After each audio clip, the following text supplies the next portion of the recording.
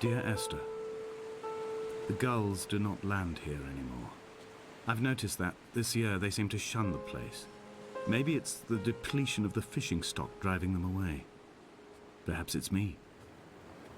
When he first landed here, Donnelly wrote that the herds were sickly and their shepherds the lowest of the miserable classes that populate these Hebridean islands. 300 years later, even they have departed.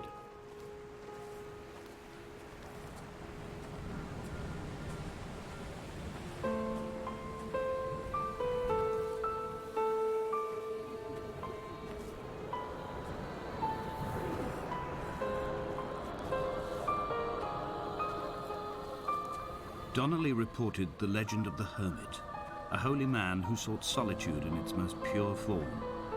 Allegedly, he rode here from the mainland in a boat without a bottom, so all the creatures of the sea could rise at night to converse with him. How disappointed he must have been with their chatter. Perhaps now, when all that haunts the ocean is the rubbish dumped from the tankers, he'd find more peace. They say he threw his arms wide in a valley on the south side, and the cliff opened up to provide him shelter. They say he died of fever 116 years later. The shepherds left gifts for him at the mouth of the cave, but Donnelly records they never claimed to have seen him. I have visited the cave and I have left my gifts, but like them, I appear to be an unworthy subject of his solitude.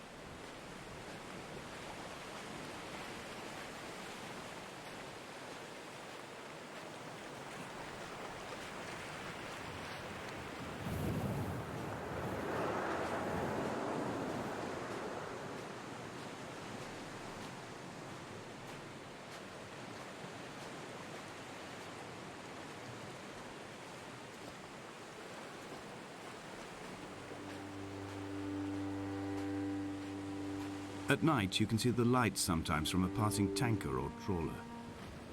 From up on the cliffs, they are mundane. But down here, they fugue into ambiguity. For instance, I cannot readily tell if they belong above or below the waves. The distinction now seems banal. Why not everything and all at once? There's nothing better to do here than indulge in contradictions whilst waiting for the fabric of life to unravel.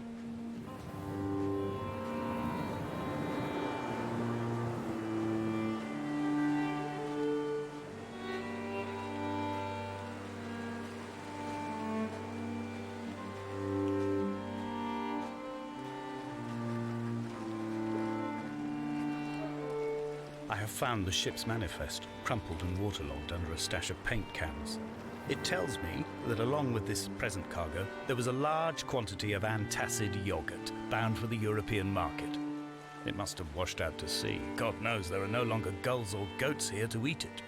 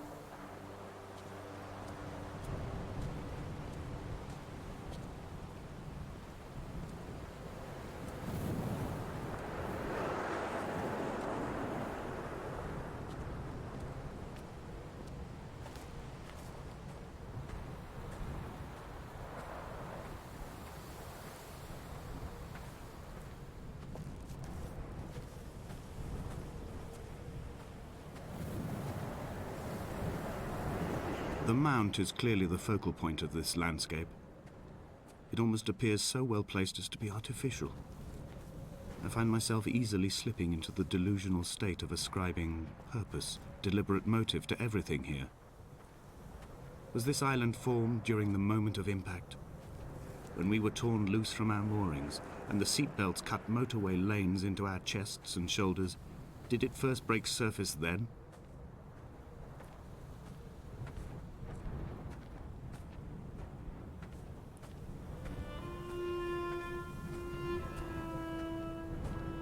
When someone had died or was dying, or was so ill they gave up what little hope they could sacrifice, they cut parallel lines into the cliff, exposing the white chalk beneath. You could see them from the mainland or the fishing boats, and know to send aid or impose a cordon of protection, and wait a generation until whatever pestilence stalked the cliff paths died along with its hosts. My lines are just for this: to keep any would-be rescuers at bay. The infection is not simply of the flesh.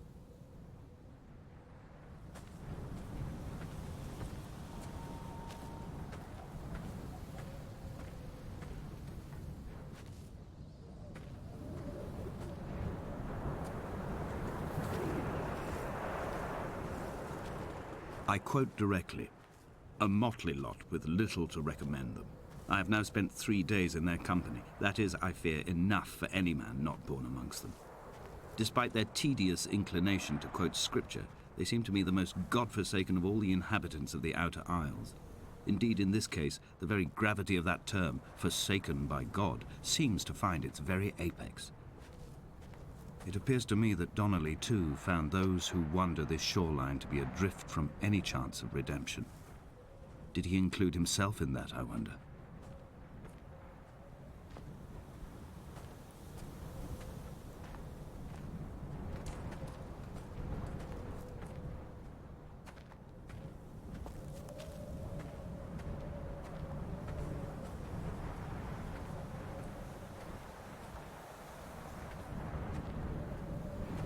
Dear Esther, I met Paul.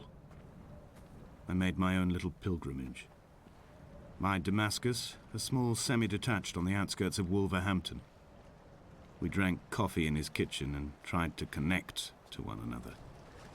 Although he knew I hadn't come in search of an apology, reason or retribution, he still spiraled in panic, thrown high and lucid by his own dented bonnet.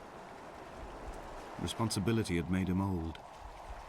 Like us, he'd already passed beyond any conceivable boundary of life.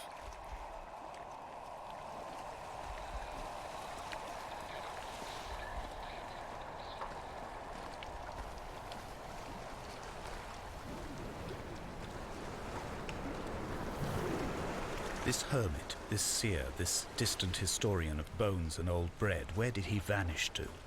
Why, asked the farmers. Why, asked Jacobson. Why bother with your visions at all, if you're just to throw your arms up at the cliff and let it close in behind you and seal you into the belly of the island, a museum shut to all but the most devoted?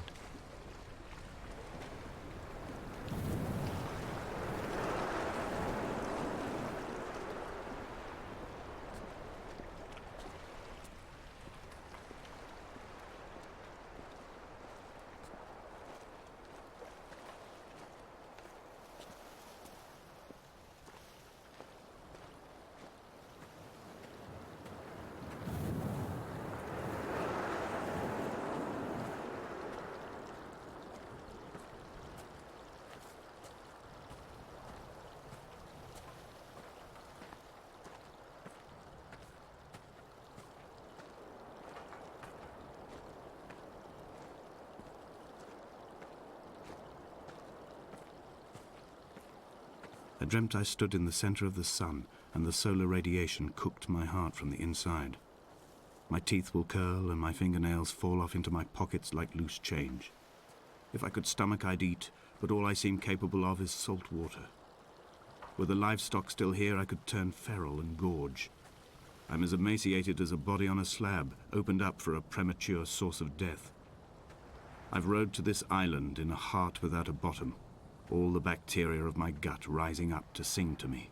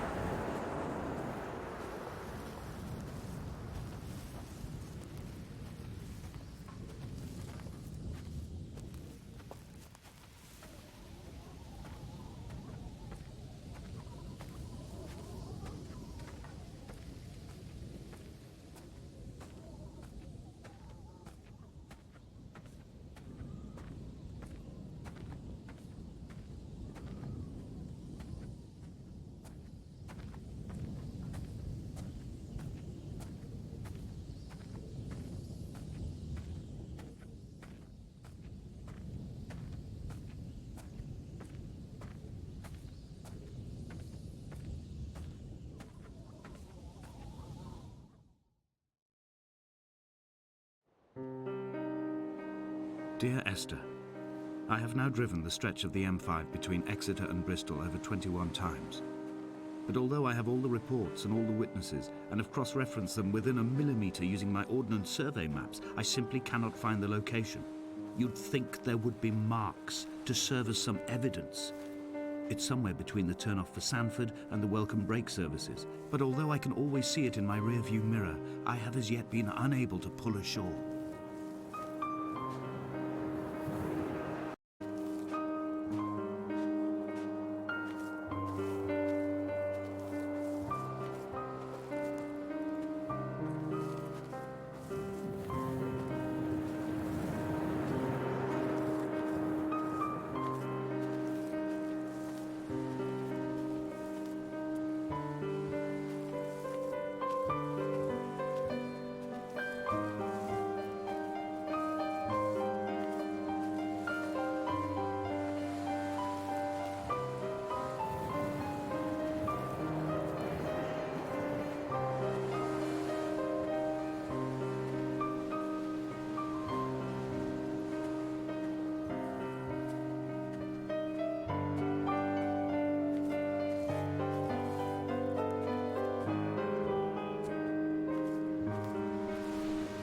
I've begun to wonder if Donnelly's voyage here was as prosaic as it was presented.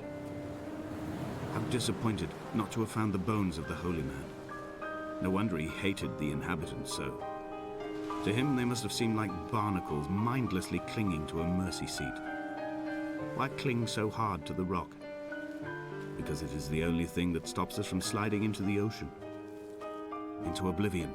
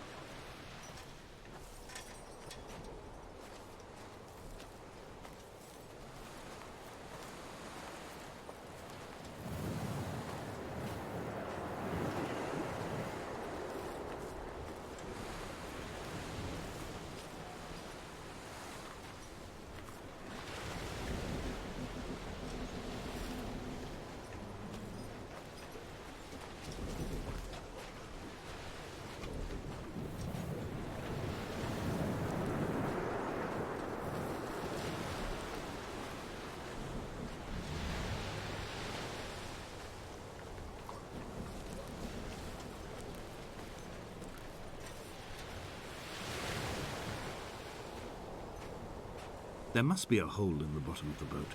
How else could new hermits have arrived?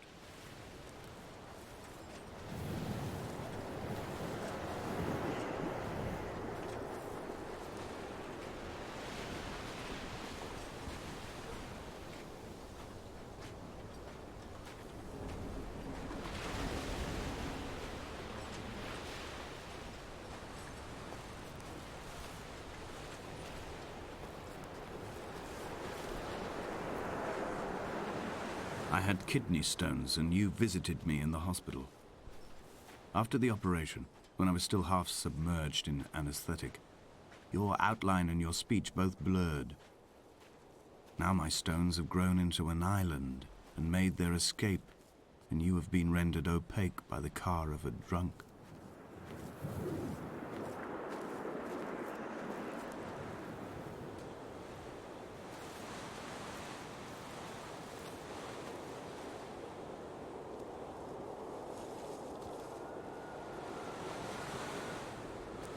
When I first looked into the shaft, I swear I felt the stones in my stomach shift in recognition.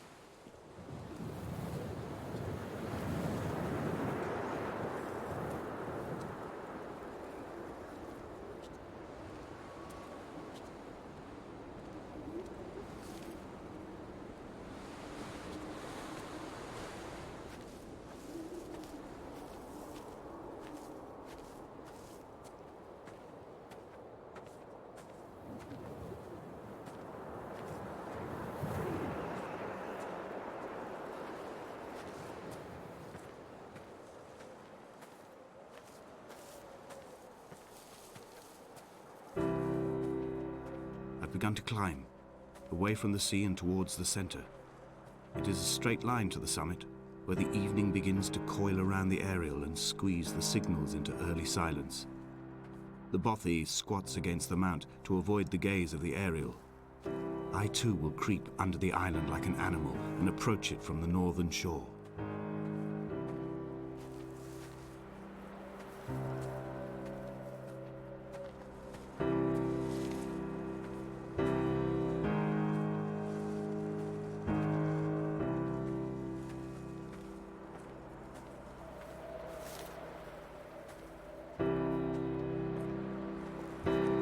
The bothy was constructed originally in the early 1700s. By then, shepherding had formalized into a career. The first habitual shepherd was a man called Jakobsen, from a lineage of migratory Scandinavians. He was not considered a man of breeding by the mainlanders. He came here every summer whilst building the bothy, hoping eventually that becoming a man of property would secure him a wife and a lineage. Donnelly records that it did not work. He caught some disease from his malcontented goats and died 2 years after completing it. There was no one to carve white lines into the cliff for him either.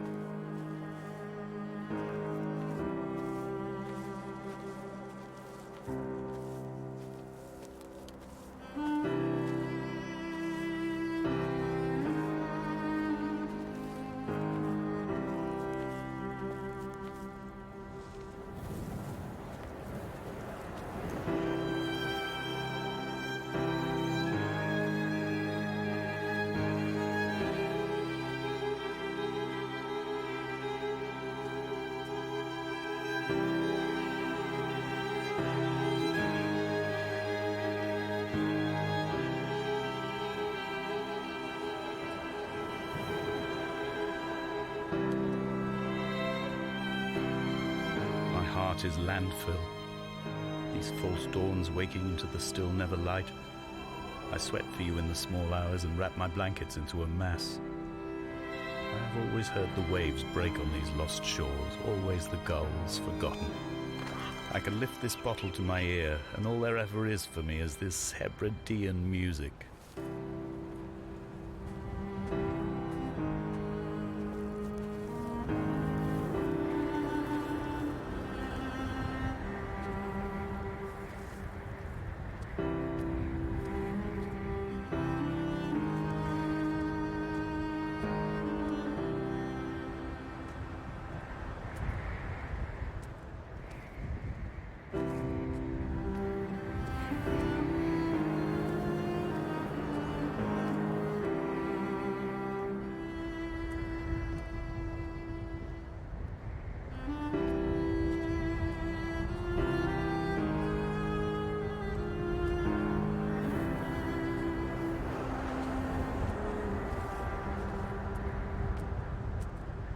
What to make of Donnelly, the laudanum and the syphilis? It is clearly not how he began, but I've been unable to discover if the former was a result of his visiting the island or the force that drove him here. For the syphilis, a drunk driver smashing his insides into a pulp as he stumbled these paths, I can only offer my empathy. We're all victims of our age. My disease is the internal combustion engine and the cheap fermentation of yeast.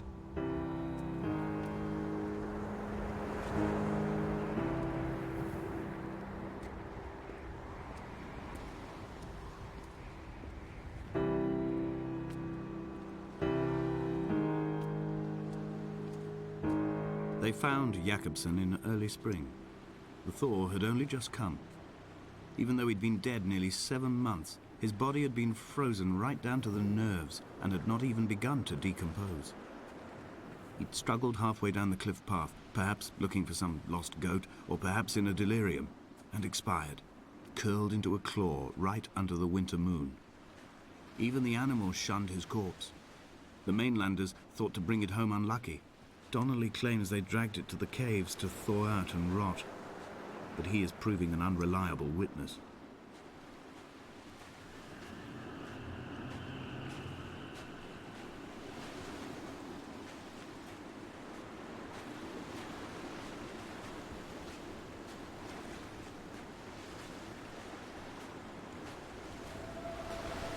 Climbing down to the caves, I slipped and fell and have injured my leg.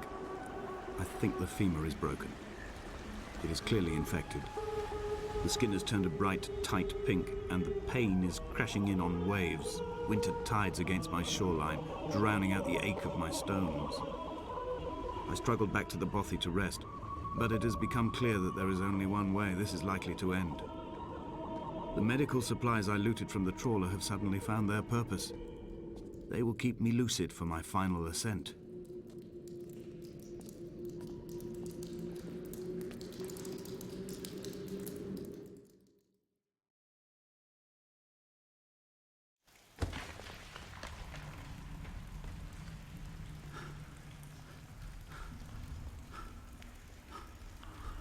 From here, this last time, I have understood there is no turning back. The torch is failing along with my resolve. And hear the singing of the sea creatures from the passages above me, and they are promising the return of the gulls.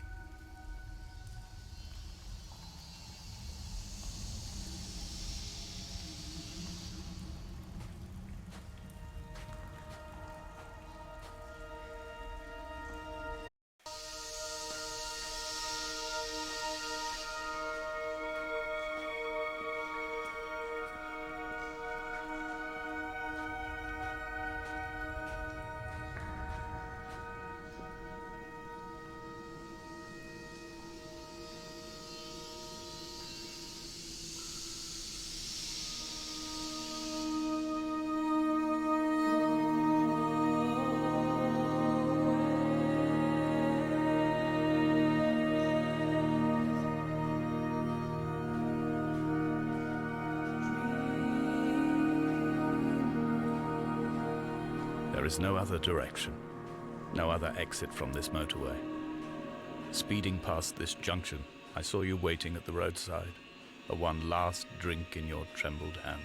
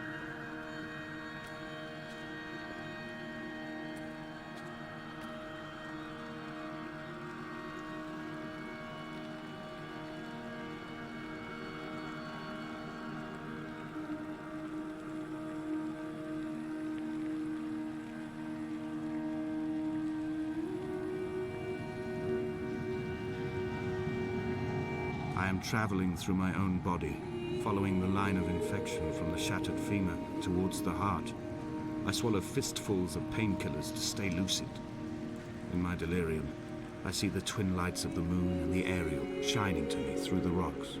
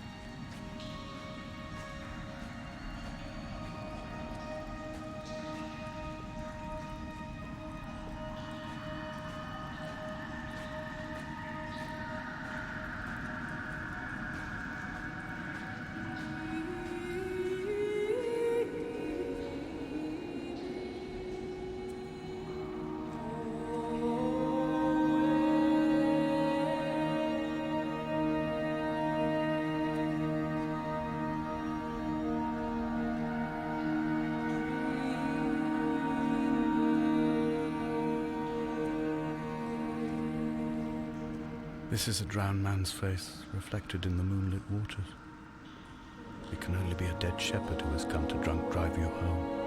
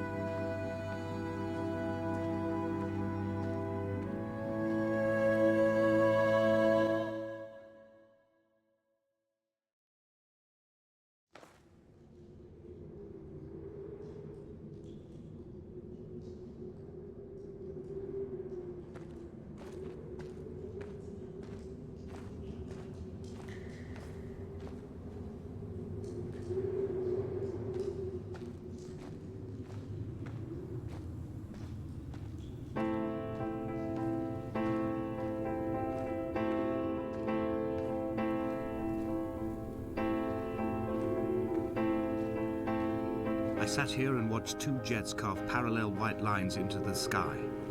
They charted their course, and I followed them for 21 minutes until they turned off near Sanford and were lost. If I were a gull, I would abandon my nest and join them. I would starve my brain of oxygen and suffer delusions of transcendence. I would tear the bottom from my boat and sail across the motorways until I reached this island once again.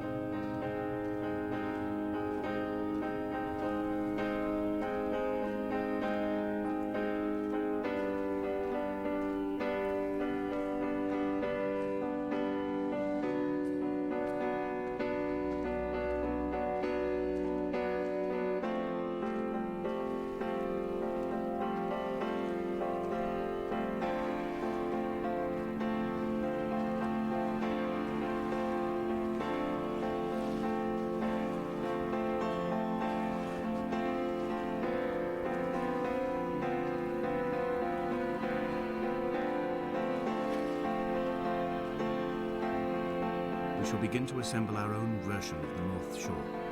We will scrawl in dead languages and electrical diagrams and hide them away for future theologians to muse and mumble over. We will send a letter to Esther Donnelly and demand her answer. We will mix the paint with ashes and tarmac and the glow from our infections. We will paint a moon over the Sanford Junction and blue lights falling like stars along the hard shoulder.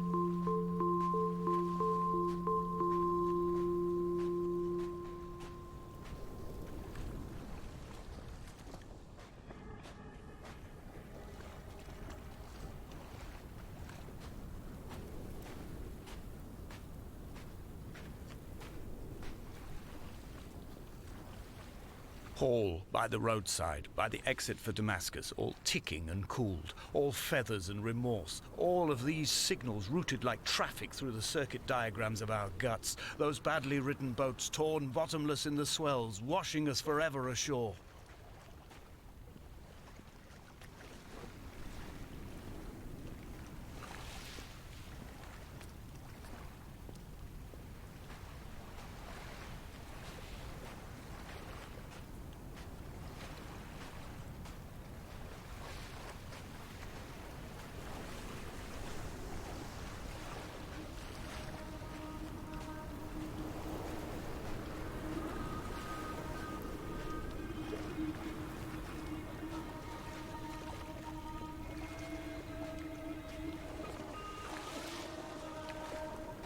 From here, I can see my armada. I collected all the letters I'd ever meant to send to you, if I'd have ever made it to the mainland, but had instead collected at the bottom of my rucksack, and I spread them out along the lost beach. Then I took each and every one, and I folded them into boats. I folded you into the creases, and then, as the sun was setting, I set the fleet to sail. Shattered into 21 pieces, I consigned you to the Atlantic, and I sat here until I'd watched all of you sink.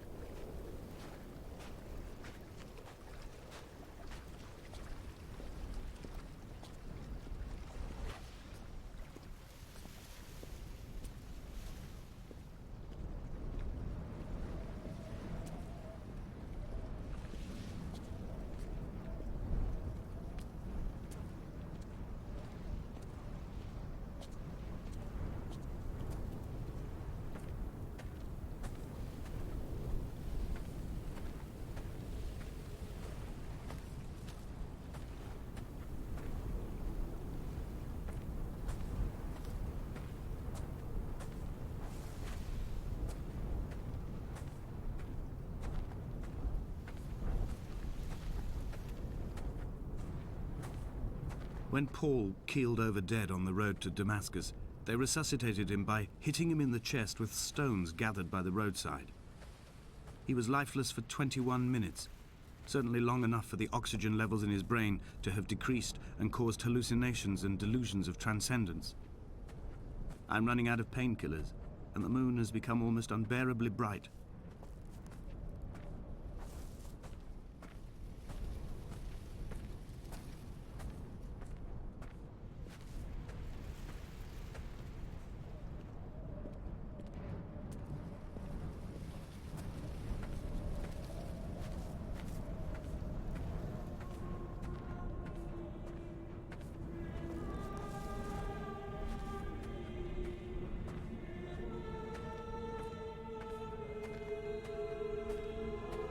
I've begun my voyage in a paper boat without a bottom. I will fly to the moon in it. I've been folded along a crease in time, a weakness in the sheet of life. Now you've settled on the opposite side of the paper to me. I can see your traces in the ink that soaks through the fiber, the pulped vegetation. When we become waterlogged and the cage disintegrates, we will intermingle. When this paper aeroplane leaves the cliff edge and carves parallel vapor trails in the dark, we will come together.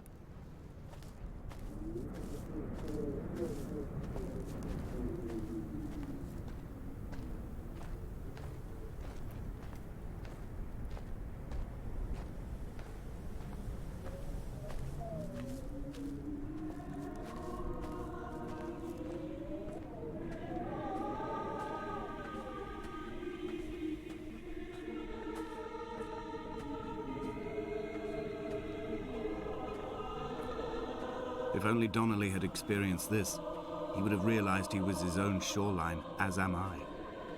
Just as I am becoming this island, so he became his syphilis, retreating into the burning synapses, the stones, the infection.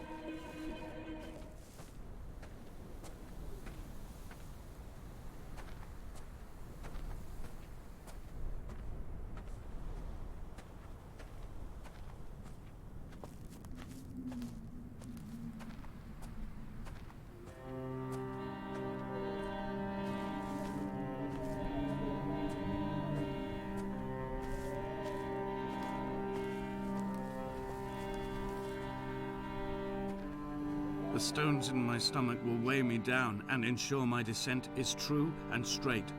I will break through the fog of these godforsaken pills and achieve clarity. All my functions are clogged, all my veins are choked. If my leg doesn't rot off before I reach the summit, it will be a miracle. There are 21 connections in the circuit diagram of the anti-lock brakes. There are 21 species of gull inhabiting these islands. It is 21 miles between the Sandford Junction and the turn-off for home. All these things cannot, will not be a coincidence.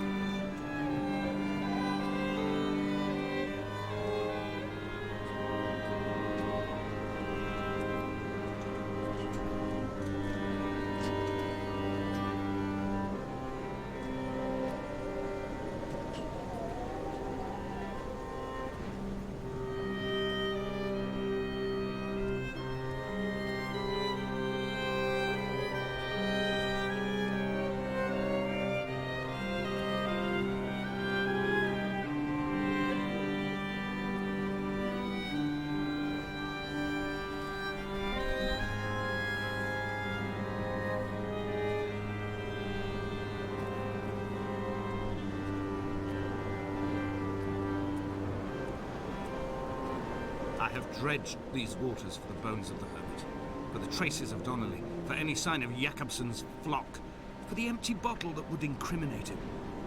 I have scoured this stretch of motorway 21 times, attempting to recreate his trajectory. The point when his heart stopped dead and all he saw was the moon over the Sanford Junction.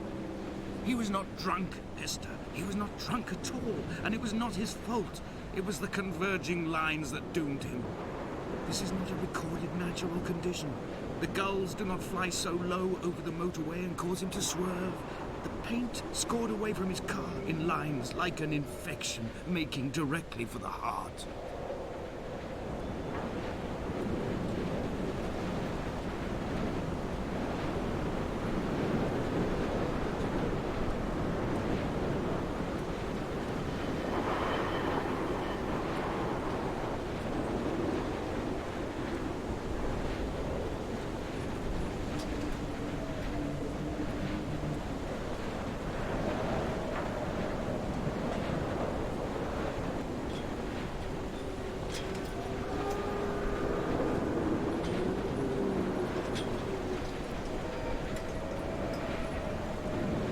Run out of places to climb.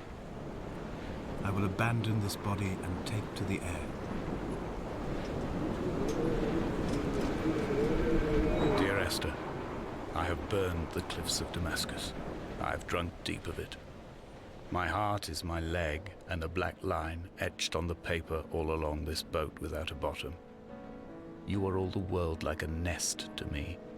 Eggs unbroken form like fossils, come together, send small black flowers to the air. From this infection, hope. From this island, flight. From this grief, love.